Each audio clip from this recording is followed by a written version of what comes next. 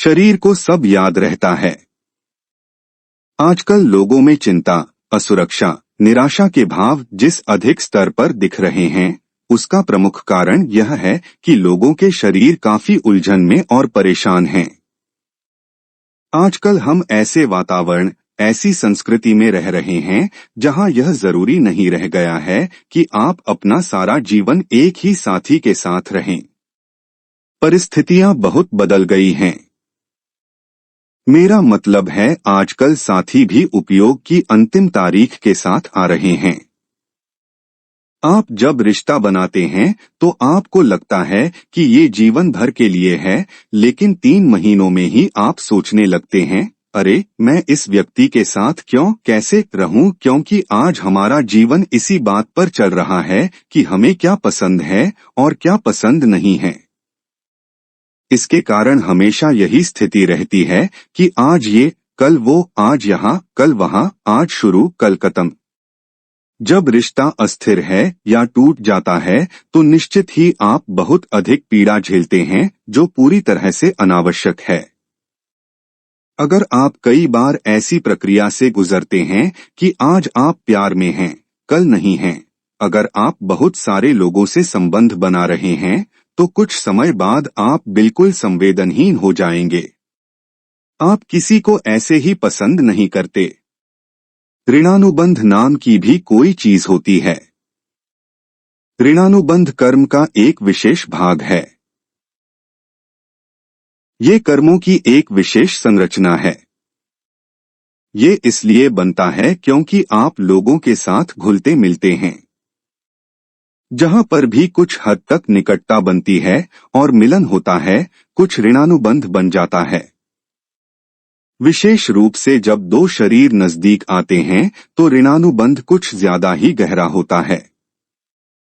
एक तरह से शरीर के अंदर इसका रिकॉर्डिंग, अभिलेखन हो जाता है। शरीर उन सब बातों को रिकॉर्ड कर लेता है जो उसके साथ होती हैं। यदि किसी शरीर के साथ निकटता होती है तो उस विशेष ऊर्जा को यह शरीर रिकॉर्ड कर लेता है। तो चूंकि शरीर सब कुछ याद रखता है, अगर ज्यादा साथी होते हैं तो कुछ ही समय में शरीर भ्रांत, परेशान हो जाता है। ये भ्रांति, परेशानी शरीर पर असर करने के साथ ही आपके जीवन में लाखों अलग अलग प्रकार से परेशानियां खड़ी कर देती हैं। अब अगर आपका मन परेशान है तो आप कुछ भी करके, कैसे भी रह लेते हैं, लेकिन जब शरीर परेशान हो जाता है तो आपकी मुश्किलें गहरी हो जाती हैं।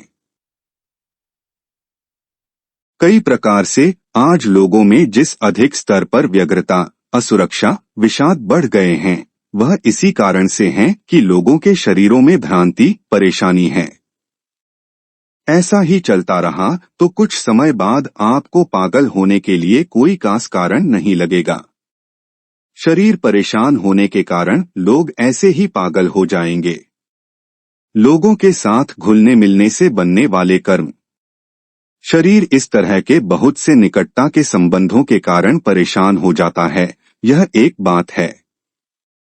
एक दूसरी बात यह भी है कि आप किस तरह का खाना खाते हैं। जैसे ही लोगों के पास थोड़ा धन आ जाता है, उन्हें लगता है कि उन्हें एक समय के भोजन में ही बहुत सारी चीजें खा लेनी चाहिए। भारत में परंपरावादी लोग एक बार के भोजन में 2-3 से ज्यादा पदार्थ नहीं खाते थे और वे 3 पदार्थ भी एक दूसरे के साथ मेल रखने वाले होते थे, बेमेल नहीं होते थे।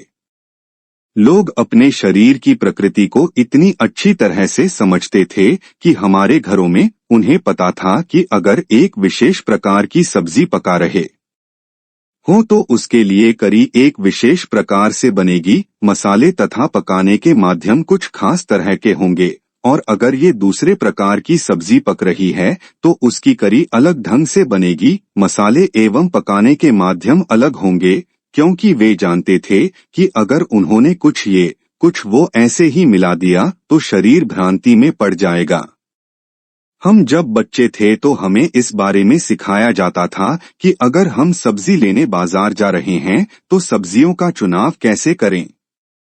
आजकल ये बिल्कुल नहीं होता, पर मैं जब छोटा था तो उन्होंने मुझे इस बारे में प्रशिक्षित किया था। जब हम बाजार जाएं और अगर ये सब्जी खरीदे तो फिर वो विशेष सब्जी न लें, क्योंकि ये दोनों सब्जियां 2 दिनों के बीच नहीं खानी चाहिए।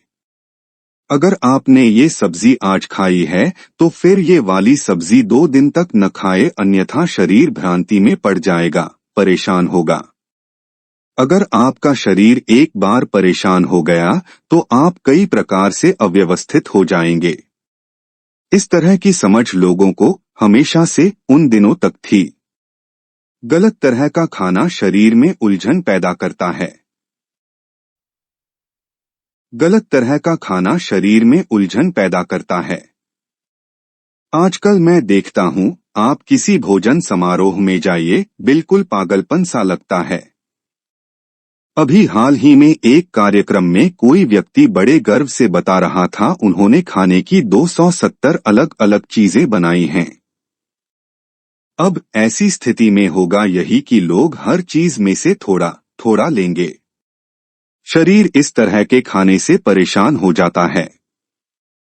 तो ये 2 मुख्य बातें हैं, सही ढंग का खाना न खाना और कितने ही लोगों से शारीरिक संबंध बनाना, जो शरीर में काफी उलझन परेशानी पैदा करते हैं और कुछ समय बाद इसका खराब असर आपके शरीर पर पड़ता है।